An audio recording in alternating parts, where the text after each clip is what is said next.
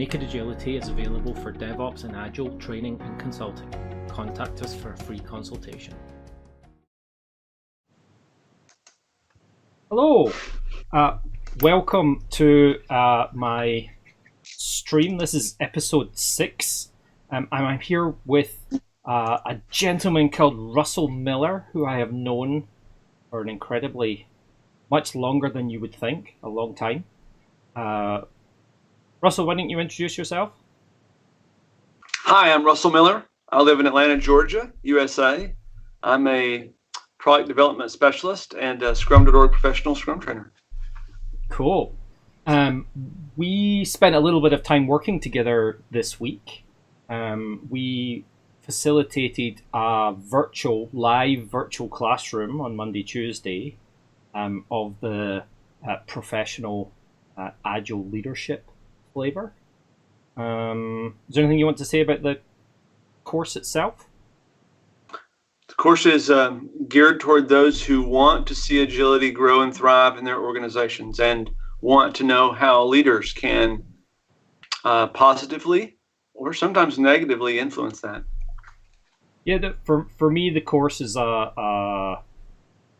trying to move people from the ideas of management of people to leading people. So you're no longer really managing people anymore. You're creating environments within which people can thrive.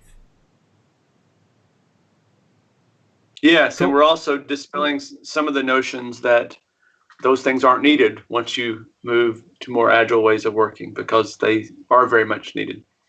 They are very much needed. Organizations have difficulty functioning without somebody. If we're focused on delivering value in a product, it's difficult to spend the time that you need on making changes to the way we deliver that product, the way we interact with people, and you need somebody with that dedicated focus.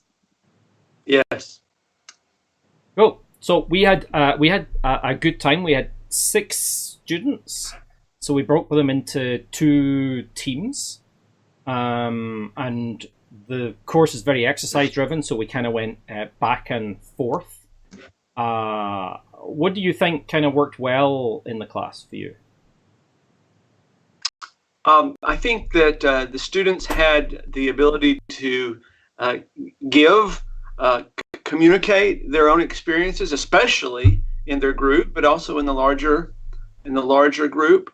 And it's good to be able to express some of your thoughts, because that's actually a bit of a learning exercise. When you express your thoughts, you have to formulate them, and helps you really more with a greater focus examine your own experiences, and then you can get feedback on those experiences. So that was good for the students.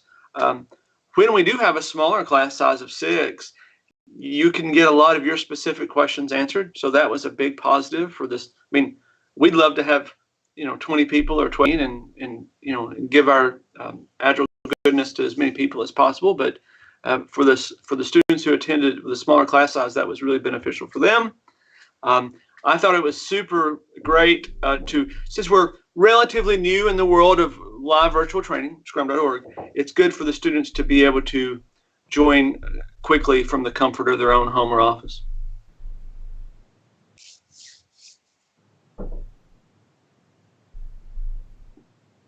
Those are a highlight of some of the positives. Yes. There's a little bit of a delay. That's why I was waiting there. I was waiting for your voice to finish.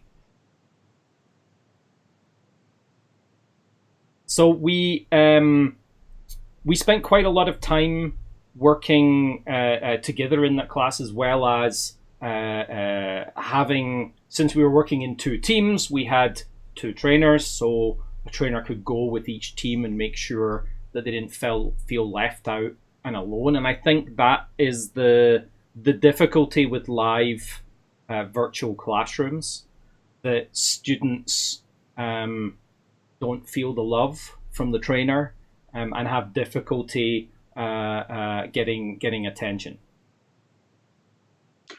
On the upside to that, because of the electronic means, students can summon the trainer to their breakout area regardless of which tool you're using, all the tools have the ability, I'll say all, most of the tools that we're using have, all the tools that we're using have the ability to summon the instructor or one of the instructors to the small group. And so that's a bit of a positive, because in a larger classroom setting, the students may be inhibited to ask for help. They may look up and see the instructor talking to somebody else. But through the electronic means, since there's only one way to summon the instructor, I think people are less inhibited when they want some attention to ask for it. So it's a bit of it works both ways, and both in the negative, and I see it more as a positive. We just tell people, if you need help, here's the way you get help, and don't be bashful.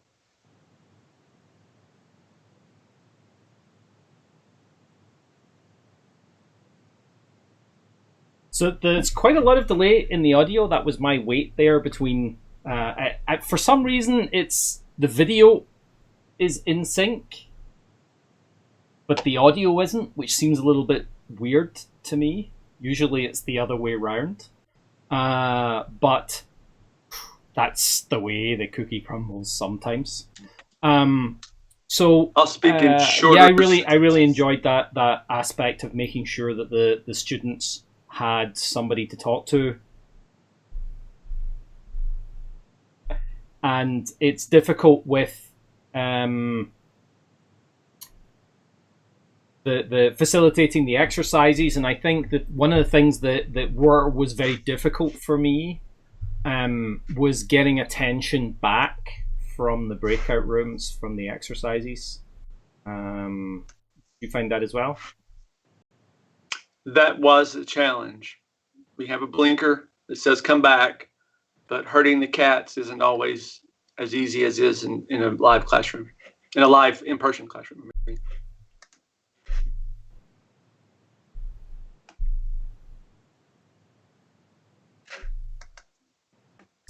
Yes, exactly. I think it's about an 5-second delay, something like that. It's super fun. So I am just working around it as we are in need to do.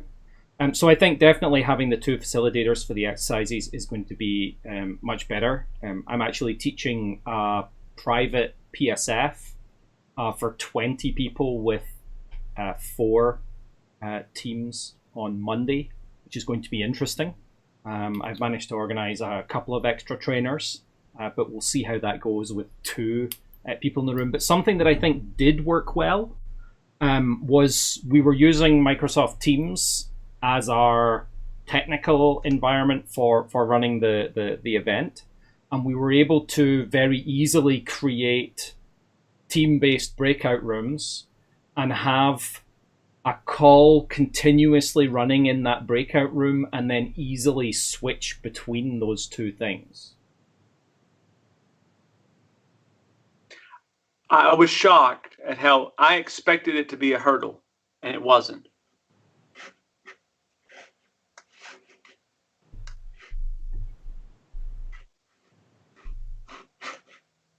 Yeah, I thought Teams worked very well with that, better than I was expecting, being able to switch between things.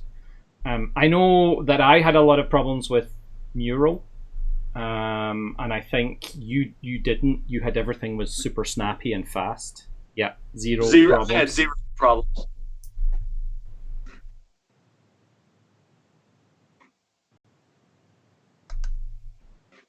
So what I did find after some significant Googling after the event was that I have a Surface Book 1, and Surface Book 1 has a performance problem if you have attach a second monitor that is also 60 hertz.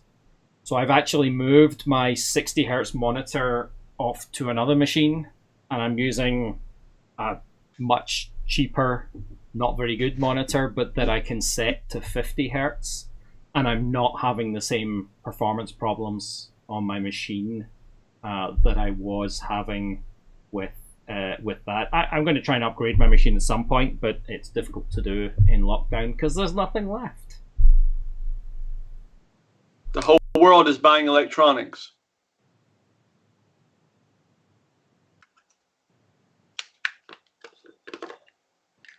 Yes, and I found that I webcams impossible to get. I managed to get a microphone upgrade. I got a Yeti X microphone, which was fine, and I got a Stream Deck for manipulating the inter streamy webs. But yeah, no webcams, and it can be difficult to get some of the other PCs. And I think even my microphones, I wouldn't be able to get another one if I wanted another one.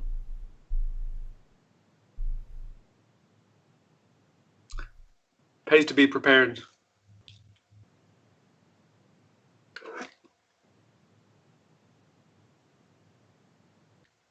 At least we have sound and a consistent internet connection this time. Last time we did this, we tried to do it on, was it Tuesday or was it Wednesday? It was Tuesday, and it was a complete cluster with internet not being very good. I think we left it a little bit late and we hit Netflix traffic in Europe, but it was still a big problem. I'll need to work on why my Skype over here, which the system is not particularly taxed, 60% usage, which is not too bad. But we'll need to see over time if I can fix that and repair it for these types of chats. Are there any other things? And feel free to talk for a little bit longer because we have a 7 or 8 second delay anyway, so may as well talk for a bit longer, then I can just wait between. What's any other things that you felt you wanted to add to the experience during this? Well, a couple of things that I think people should bear in mind if they're thinking about either delivering live virtual training, because we have a lot of the world that we live in and the product development space, especially software product development space, requires some specialized skills and specialized training. And so there are a lot of trainers in the world that are trying to learn how to deliver their great training content virtually. And then there are students who are trying to up their skills, especially those who have been economically impacted by the worldwide economic impact. Those people are, some of those find themselves suddenly furloughed or laid off or downsized, and people are trying to up their skills, and they're looking at their backlog of training. And so a couple things I think are worthy of consideration, that after having delivered several of these are more at the forefront of my mind than ever. Students that travel to my in-person classes, if they travel from outside the city in which I'm delivering, those people incur often airfare costs, lodging costs, or their employers, and meal cost, and those are zero for live virtual training. I think that's a big deal. I've had people travel, as have you. I mean, on multiple occasions. I mean, a lot of occasions, people travel internationally even to attend courses that I'm delivering. And not only do you not expend the resources, the financial resources to make the travel trip, but you don't have the long time that you have to. It's not really a waste because you're getting training at the end of it, but you would like to be able to have a transporter and just go from wherever you are to the training locale and not spend 4, 6, 8, 10, 12 hours travel, maybe even one way sometimes. So that's a huge advantage, and you don't spend that travel time away from your loved ones or family or exercise routine or favorite pastimes. So these are not insignificant advantages. And some of the training that we're doing live now, we don't know what the future holds, but it may not be the same. It may be some ways maybe better, but some of the training that's now offered virtually, once we go back to the old way of working, you might not be able to get it virtually. So you might consider, if you need some training and have the resources and the time, then you might want to get. I'm serious. You might want to get some of it now because you don't have to incur the expense and effort to travel to a location. So that's my sincere belief, Martin.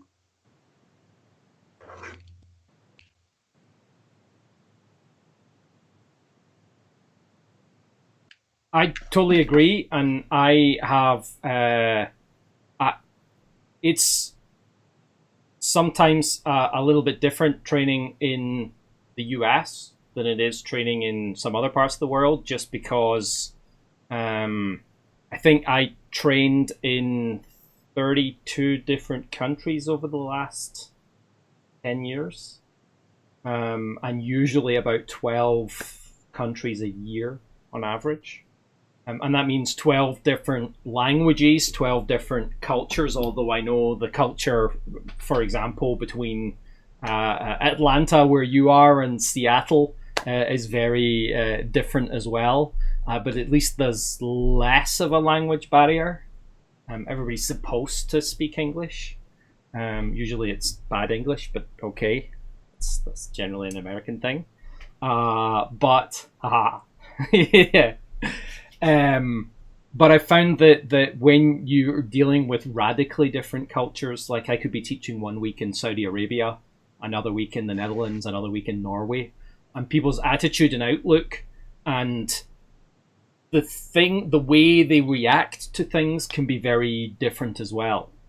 Even things, an interesting one that I've mentioned in my classes sometimes, that when I'm in Norway, we have an expression in English where you might say you don't want to look like you've got egg on your face, and I think that translates to American as well. That's a common phrase, but that doesn't necessarily translate to Norway, to Denmark, to Sweden, to Saudi Arabia. Saudi Arabia is very, British. But anywhere that was a British colony seems to have that saying.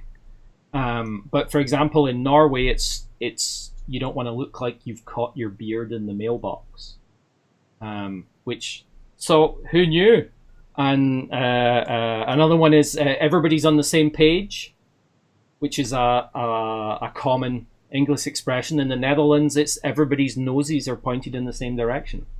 So you kind of have to learn a lot of you have to learn a lot of different, is it idioms? I think that might be the right word. Yes. Different idioms. Ways that people talk about things in different countries and what it means, because words can make a big difference to how you interpret the material that we're presenting. And even though a lot of the work that happens inside of the class is interactions between the students rather than just interactions between like a one-way communication between the trainer and the students, I think there's still a lot of things that we need to take care of in that setting. I guess my question for you would be, we had in our class we had 2 Germans, one 2 from Slovakia. Yeah, Slovakia, I think. No, we're split, and it's not Slovakia. I've got my countries mixed up, as I am apt to do, and my brain has died. But we had 2 from Eastern Europe, 2 from Germany, 1 from Leeds in the UK, which is kind of middle England, and 1 from London, but who wasn't from anywhere near London, just worked there. How did you find that differing group of people?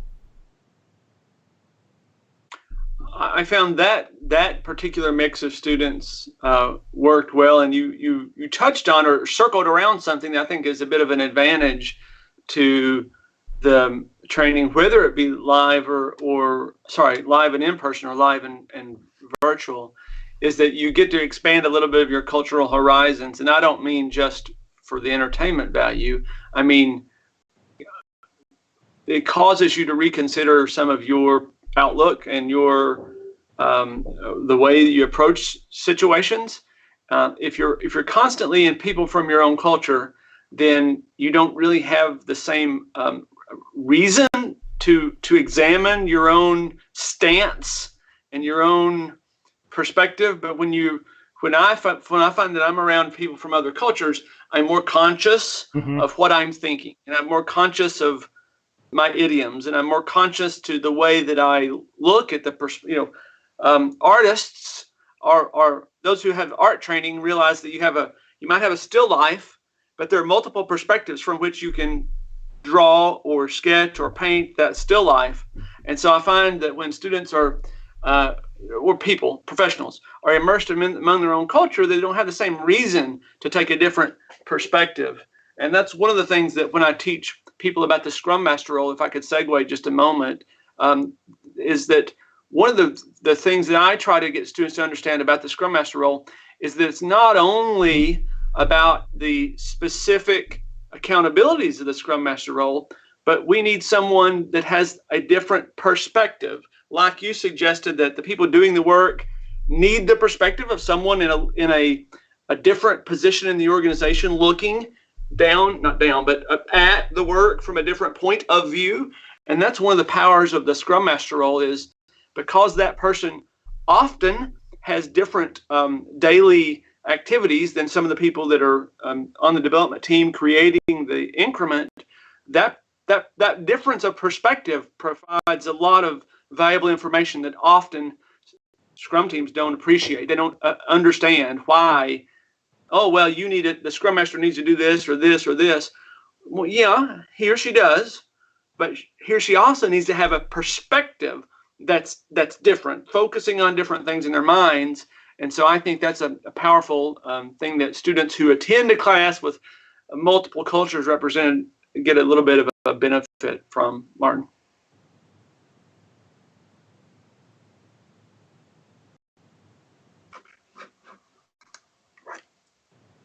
I totally agree.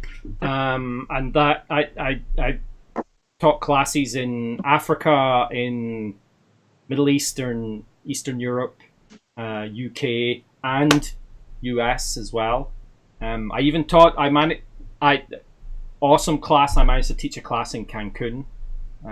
You kind of can't get better than that. That was good. And I think that I think it's going to be difficult to put the training genie, online training genie, back in the bottle. The feedback from many of the students is that while they might prefer an in-person experience, from students that have gone through both an in-person class and an online class, because of the quality that is required by Scrum.org and the pursuit of that quality by the trainers, the students are not seeing a discernible quality decrease from the interactions. But again, and candidly, that was is a fear always that we had. Fun.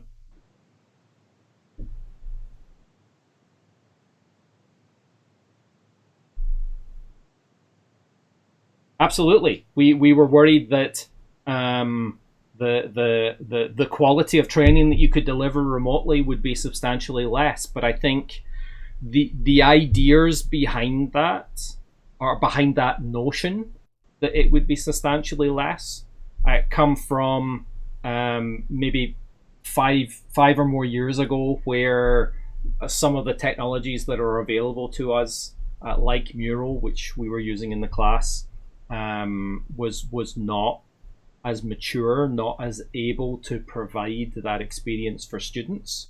The video conferencing technology necessarily wasn't, I mean, it was there, but it potentially wasn't as good as it is now. I mean, it's this, in most cases, apart from obviously our problem with Skype here and delay, it's generally flawless. You made the comment that during the class you felt like some of the students were in the same room as you because of the quality of the video that they were able to push. You bring up a good point, Martin. Students are not only learning about Scrum and Agile leadership, and in our professional Scrum Master courses, and product ownership, and using Scrum and user experience design approaches, but they're also learning about some very modern, very modern technologies for remote work and for people who work 2 days a week or 3 days a week from home.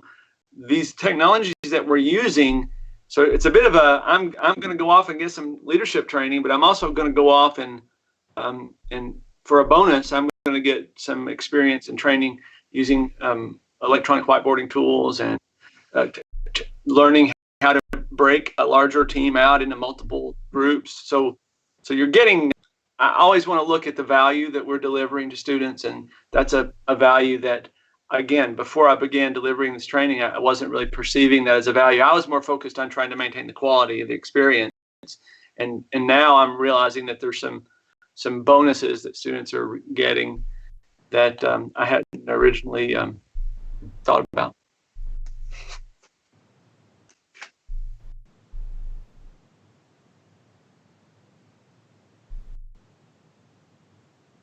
I'm still trying to fix that delay, but we'll see how it. I can't get it anything to go. But I agree, and I think I also agree with what you said before about the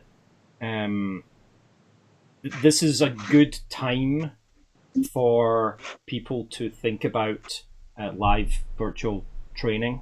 I know that the number of people now unemployed in the US is incredibly high. Part of that is the system within which your economy operates.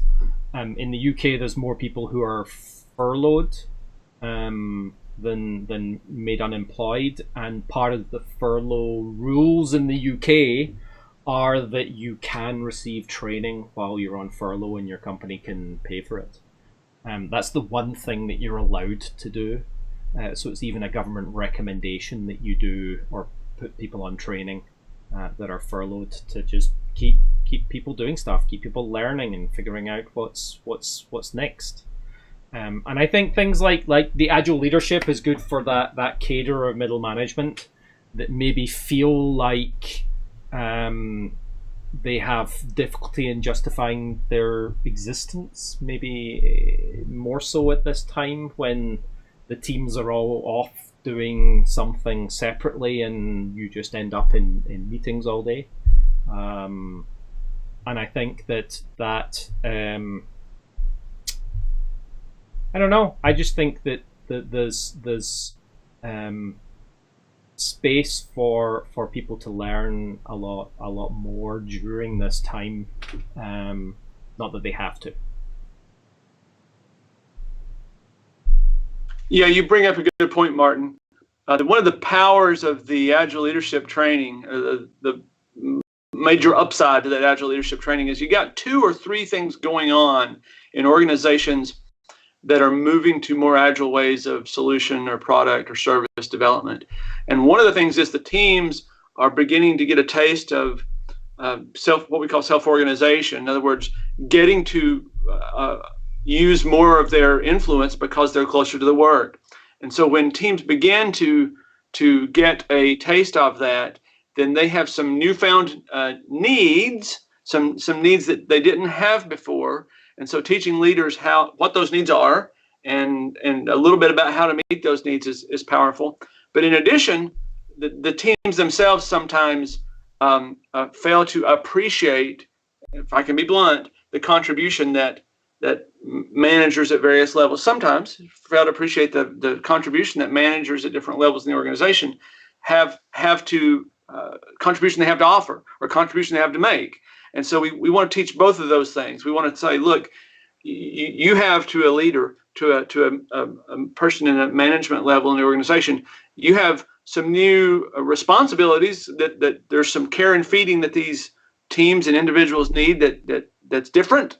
But also there's an opportunity there to also try to communicate back to the larger organization, not only their needs, but also the upside of, okay, great, they have these needs and we want to meet those needs, but what is the goodness and the upside? What's coming out of these teams, like the identification of organizational impediments, for example, and the view now that Scrum Masters have across the organization of dare I say some synergies and also some impediments, and how do we get that goodness out of that information, that rich flow of information that the teams are getting now that maybe they didn't have before. How do we spread that across the organization? So we talk about communities of practice for engineering practitioners and designers and Scrum Masters and product owners, but the same concept of sharing of information needs to happen in the middle management layers,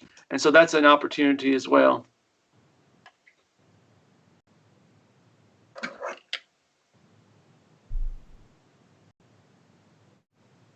Agreed, and I think that it's also the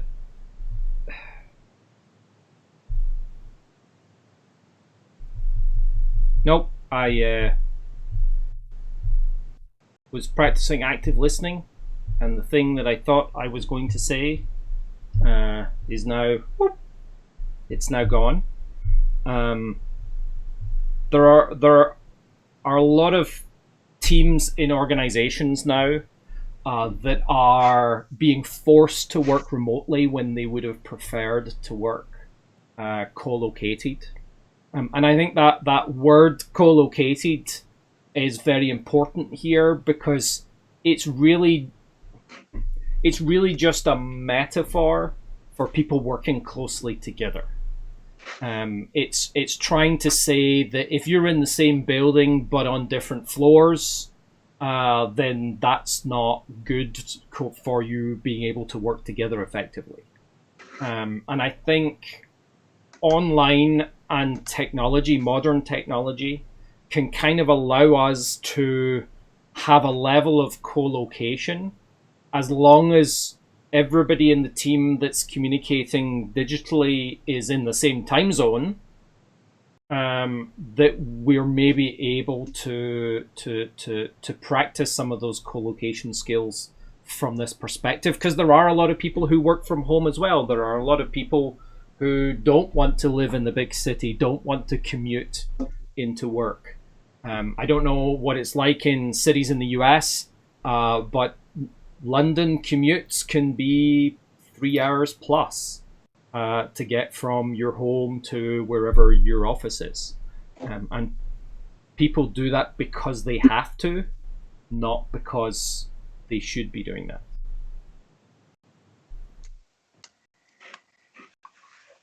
Yes, and people don't have to be in the same exact time zone, but I think it's when you have a 6-hour time shift or greater, or maybe 5, that you begin running into the challenges, especially if you have an even larger time shift. So I'm liking the idea of having a select number of people in a video team meeting when working remotely. Maybe they're on mute, maybe they're sometimes on mute, but having a small group, or even with some of the technologies, you can have an even larger group. And what research has found is that a line of sight is a lack of line of sight is a barrier for communication. So in some ways, depending on how you set your groups up, you can actually have improved line of sight over in-person work.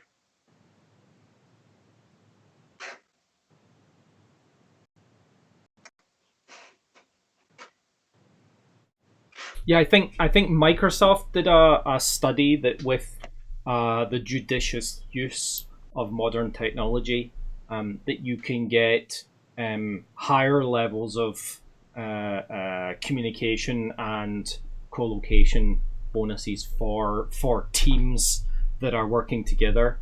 They were using ridiculous levels of technology because they can, and they have lots of money to figure it out and do that. But for most of us, there's the tools like Skype and Zoom when they get the security problems fixed, and Teams and WebEx and whatever else you want to use. There's a plethora of choices out there that can help us get closer together while we're far away. One that I've noticed the families are using is something called House Party, which allows you to see when people mark themselves at home, i.e., I'm open for a chat, and you can just have a room with many people having a chat, talking about stuff, and it handles the multiple people talking at once problem very well, whereas other tools are not so concerned with that because you want one person talking at once. They handle that a room as a party, and you can kind of drop in and out of different channels and groups very, very quickly. I think it's only on the phone, but it seemed to work pretty well. And I think there's going to be a lot more apps sitting in that space. I have because I used to live in the US. I lived in Seattle for 3 years. I started using Amazon for books and Audible books and stuff super early on at that time, because I couldn't take all of my physical media across the ocean with me. So I've ended up with all of my accounts are US based, which poses some problems. For example, I have to my Xbox in the living room runs off a proxy, effectively a proxy, so that it thinks it's in the US. So no, I legitimately, in order to buy US stuff, you have to have a US credit card, which I have. You have to have a US address, which I have. So it's perfectly legitimate. I just can't get access to that content because I travel so much. And actually, if you think about it, apart from now, I was spending 300 days a year traveling. Regardless of where I physically lived, my time was spent in hotel rooms.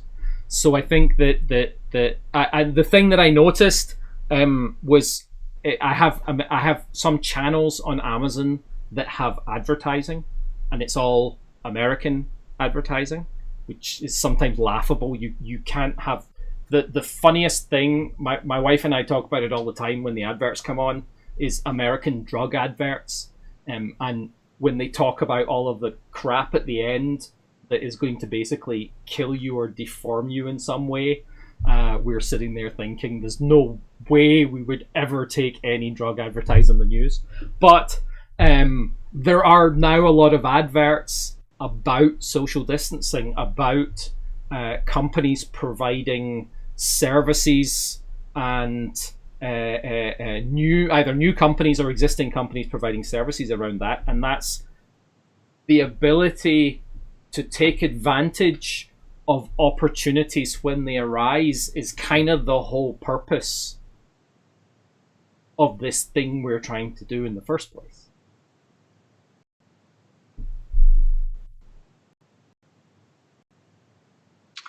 Yeah, another thing that, if I could just segue a bit to suggest, is that there are some downsides, not downsides, some things students should know if they're considering online training. The camera in your laptop will work. If you have a better camera, by all means use it. It's not required to have a better camera than the one in your laptop. If you have a second monitor and do intend to take some live virtual training, then by all means have the second monitor hooked up, because it does add a lot to the experience. If you don't have a second monitor, it's not an insurmountable barrier by any means. There is technology that will allow you to use your tablet or iPad or Android tablet as a second display. And so if you aren't already using that and don't have a second display otherwise, then look into that. But prior to taking some virtual training, your earbuds with the mic will likely work adequately for a live virtual training. If you have a headset, then that's likely better, because headsets oftentimes have, not always, but oftentimes have a little bit of features that help with canceling out external noise. So these are some things for those who are considering live virtual training that you might want to think about, and especially think about a little bit before your training, because if there's some things you decide you want to purchase, then you can't get them quite as easily now. So you might want to make the purchase now, even if you're considering. Some of these things are quite reasonably priced. These headsets are not expensive. If you buy a small display, small monitor, you can get those at not an exorbitant cost, and those are readily available. The larger ones are a little bit more in demand, but some of these things you might consider putting on your, if you have the resources, your ordering backlog. But it's just food for thought.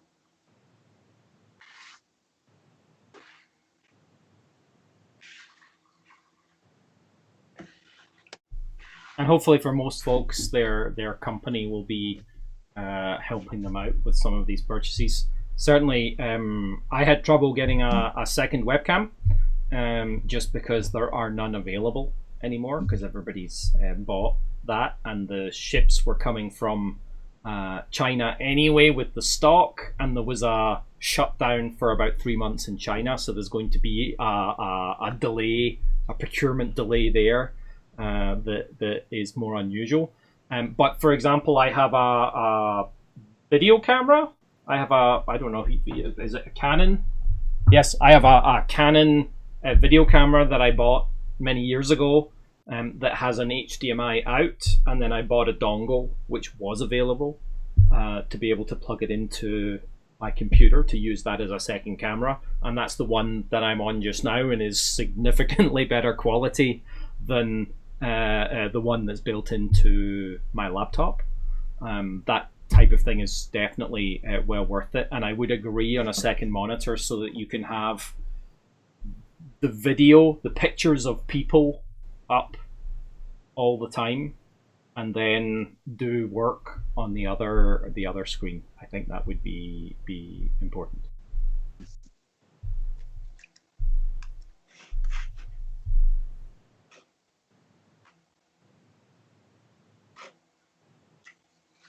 Cool. So it's giving you enough time to interject there. I don't know how bad I think the delay is pretty short from me to you, because you react to things that I say very close to when I'm saying it. It's just the reverse that is not true, and I will need to figure out how to fix that for future sessions. Was there anything else that we wanted to add to our list of things today? A bit of encouragement to those who are viewing in two ways, in two aspects, I should say. The training, participating in the training is usually a very stimulating and invigorating activity. So for those who find themselves suddenly remote, that's an upside. But the encouragement I want to give to those who are watching who are suddenly remote is take advantage of meetup groups in your local area. And often those meetup groups are now having virtual meetups. So use this as an opportunity to network with your peers or groups of people that you haven't taken advantage of in the past. I say that because personally, in the Atlanta area, there are a lot of meetups that I've had interest in, but not the time to travel to them. And so now that everyone in Atlanta is not everyone, everyone except essential services are suddenly remote, then I'm getting to spend some time learning about communities that I couldn't learn about in the past, meeting people I couldn't meet in the past because I didn't have the time to physically go. But now that those people are meeting virtually, I've made several very enriching professional connections just in the last few weeks via meetups that have a live virtual component.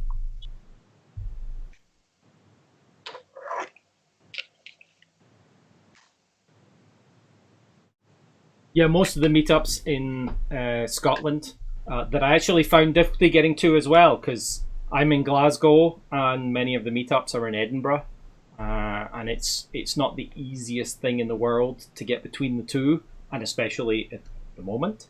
but they've gone all online. I spoke at one of the meetups, and I did it as a live stream for them, which they have now continued to do, live streaming the event, which I think is good as well. And they found that they're actually getting more people coming because it's a live streamed event, and they're getting more people from much further away. They're getting people from other countries dialing in because they just think the topic's interesting. My local meetup has topic A, and this one, that's much more interesting than the one that I was thinking of going to. And you're getting that higher levels of diversity, which I think is super good. I think we're pretty close to time. Don't want to ramble on too long. We can always do this again sometime. We've got some more classes that Russell and I have planned to do together. I know I have a public PSM in Oslo, which obviously I'll be doing remotely.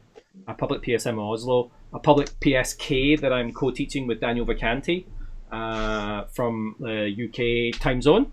And I think, and I have a PAL E in the Mexico City time zone, which will be interesting between my private classes. Do you have anything coming up, Russell, that you want to add? I have some public classes here in the Eastern time zone in the US, and both professional Scrum Master and professional Scrum product owner. So those who live in the Atlanta area or select other cities in the Southeast United States, I'd be happy to have you reach out. My LinkedIn connect is Russell A. Miller. So you can message me through LinkedIn. That's a good way to contact me. Or you can also find me on the scrum.org website. Those are two methods people can use to reach out.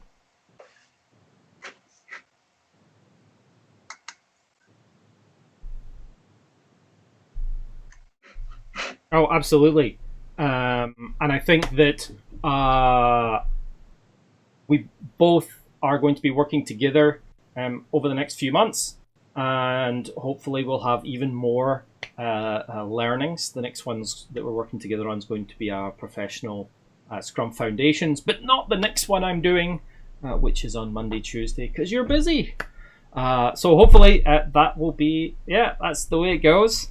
Hopefully that will all work out well, and we'll both know a little bit more about how to do this crazy thing of live virtual classrooms when we get there. Okay. Thanks very much, Russell, for coming on. Martin, it was a pleasure to get to help you facilitate that Professional Agile Leadership course. It was great to do that, and I'm looking forward to our upcoming collaborations.